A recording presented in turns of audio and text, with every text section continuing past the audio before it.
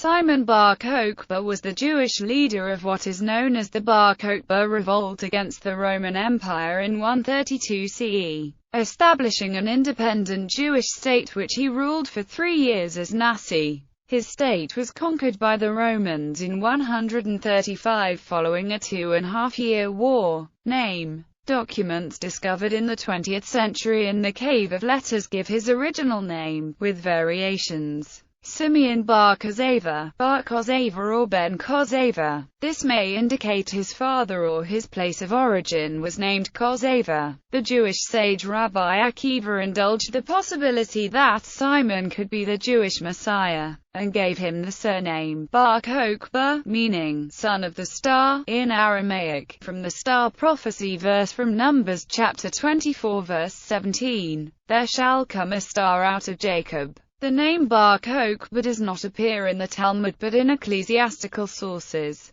Rabbinical writers subsequent to Rabbi Akiva did not share Rabbi Akiva's estimation of Ben Kokhba. Akiva's disciple, Joseph ben Halifta, in the Seder Olam called him bar Kokhba, meaning son of the lie. The judgment of bar Kokhba that is implied by this change of name was carried on by later rabbinic scholarship at least to the time of the codification of the Talmudim, where the name is always rendered Simon bar Kokhba or bar Kokhba. Bar Kokhba revolt. Despite the devastation wrought by the Romans during the First Jewish-Roman War, which left the population and countryside in ruins, a series of laws passed by Roman emperors provided the incentive for the Second Rebellion. Based on the delineation of years in Eusebius' Chronicon, it was only in the 16th year of Hadrian's reign, or what was equivalent to the 4th year of the 227th Olympiad, that the Jewish revolt began, under the Roman governor Tinius Rufus, whereas Hadrian sent an army to crush the resistance.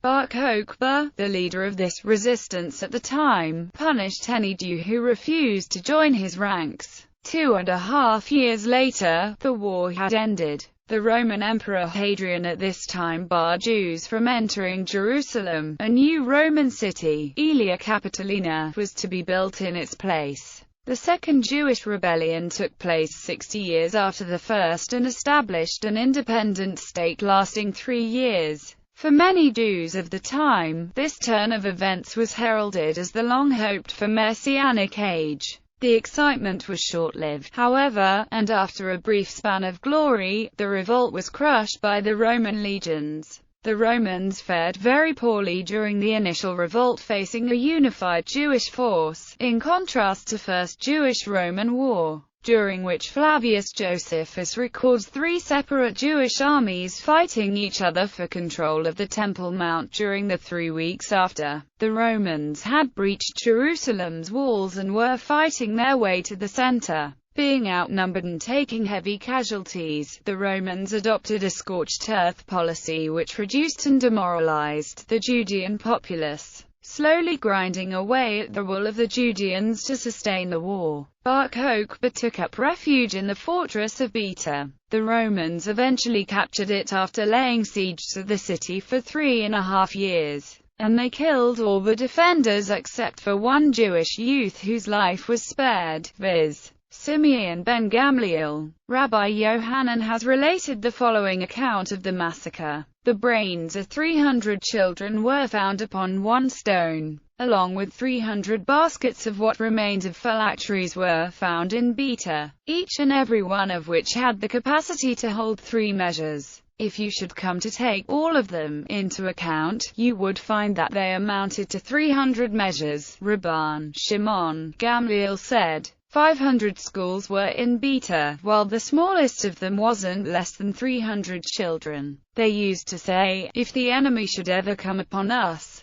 with these metal pointers, used in pointing at the letters of sacred writ, we'll go forth and stab 'em. But since iniquities had have caused their fall, the enemy came in and wrapped up each and every child in his own book and burnt 'em together, and no one remained except me. According to Cassius Dio, 580,000 Jews were killed in overall war operations across the country. and some 50 fortified towns and 985 villages razed to the ground, while those who perished by famine, disease and fire was past finding out.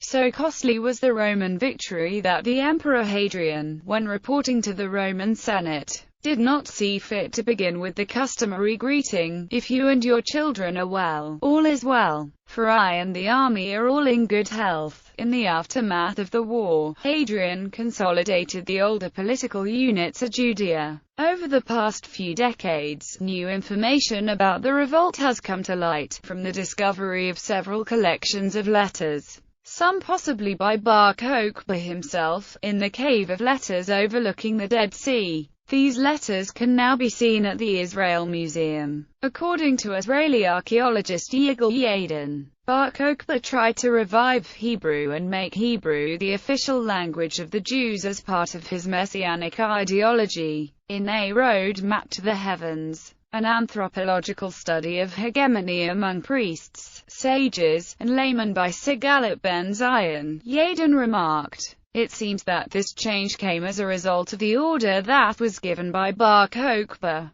who wanted to revive the Hebrew language and make it the official language of the state." Bar Kokhba's character, Simon Bar Kokhba, is portrayed in rabbinic literature as being somewhat irrational and irascible in conduct. The Talmud says that he presided over an army of Jewish insurgents numbering some 200,000, but had compelled its young recruits to prove their valor by each man chopping off one of his own fingers. The sages of Israel complained to him why he marred the people of Israel with such blemishes. Whenever it go forth into battle, he was reported as saying, "O Master of the universe, there is no need for you to assist us against our enemies. But do not embarrass us either." It is also said of him that he killed his maternal uncle, Rabbi Eleazar Hamidari, after suspecting him of collaborating with the enemy. Bar Kokhba was a ruthless leader, punishing any Jew who refused to join his ranks. According to Eusebius a Chronicon, he severely punished the sect of Christians with death by different means of torture for their refusal to fight against the Romans. In popular culture, since the end of the 19th century, Bar Kokhba has been the subject of numerous works of art, including Harasot Beta, Sapor al-Devagavurat Bar Kokhba v. Herban Beta by Yad Adrianus Kesser Roma, a Hebrew novel by Kalman Schulman. Bar Kokhba, a Yiddish operetta by Abraham Goldfaden. The work was written in the wake of pogroms against Jews following the 1881 assassination of Tsar Alexander II of Russia. Bar Kokhba, a Hebrew drama by Yehuda Loeb Landau. The Son of a Star, an English novel by Benjamin Ward Richardson. Le Fils de l'Étoile, a French opera by Camille Erlanger and Catulla Mendez. Bar Kokhba, a German opera by Stanislaus Suder and Carl Jonas. Rabbi Akiba and Bar Kokhba, a Yiddish novel by David Pinsky. Bar Kokhba, a Hebrew drama by Shaul Chernishovsky. Bar Kokhba, a Hebrew drama by Shmuel Holkin. Bar Kokhba, a Yiddish novel by Abraham Raphael Forsyth. A Cecilage Fi, a Hungarian drama by Lajos Zabolca. Stierson, a Danish novel by Paul Borchsenius. Prince of Israel, an English novel by Elias Gilner. Bar Kokhba, a Hebrew novel by Joseph Opar-Toshu. Son of a Star, an English novel by Andrew Meisels. If I Forget Thee, an English novel by Brenda Leslie Siegel. Kokav Mi Mezzolato. Hey Bar Kokhba, a Star in Its Course. The Life of Bar Kokhba, a Hebrew novel by S.J. Krutner. Ha-Merit Ha-Midbar. Roman Historia, Mi Tekfat Bar Kokhba, a Hebrew novel by Yeroshua Pera. My Husband, Bar Kokhba, an English novel by Andrew Sanders. Another operetta on the subject of Bar Kokhba was written by the Russian Jewish émigré composer Yarakov Bilansky Levanon in Palestine in the 1920s. John Zorn's Mezzada Chamber Ensemble recorded an album called Bar Kokhba, showing a photograph of the letter of Bar Kokhba to Yeshua, son of Galgala on the cover. The Bar Kokhba game. According to a legend, during his reign, Bar Kokhba was once presented a mutilated man, who had his tongue ripped out and hands cut off. Unable to talk or write, the victim was incapable of telling who his attackers were. Thus, Bar Kokhba decided to ask simple questions to which the dying man was able to nod or shake his head with his last movements. The murderers were consequently apprehended. In Hungary, this legend spawned the Bar Kokhba game, in which one of two players comes up with a word or object, while the other must figure it out by asking questions only to be answered with yes or no. The questioner usually asks first if it is a living being, if not, if it is an object, if not, it is surely an abstraction. The verb kibarkochbazni became a common language verb meaning retrieving information in an extremely tedious way. Bibliography. W. Eck. The Bar Kokhba Revolt.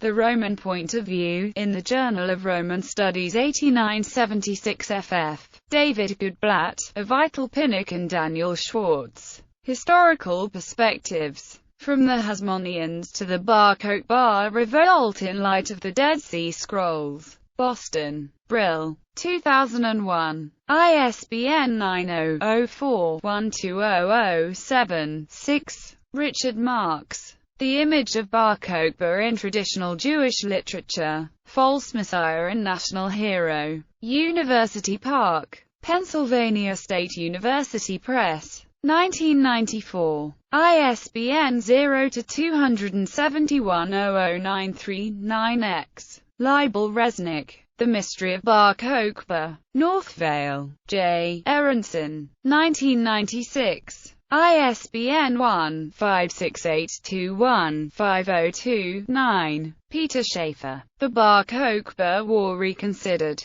Tübingen. Moore. 2003. ISBN 3-16-148076-7. David Ussishkin. Archaeological Soundings at Beta, Bar Kokhba's Last Stronghold, in Tel Aviv. Journal of the Institute of Archaeology of Tel Aviv University 2066 ff. Yigal Yadin. Bar Kokhba. The Rediscovery of the Legendary Hero of the Last Jewish Revolt Against Imperial Rome. London. Weidenfeld and Nicholson. 1971. ISBN 0-297-00345-3.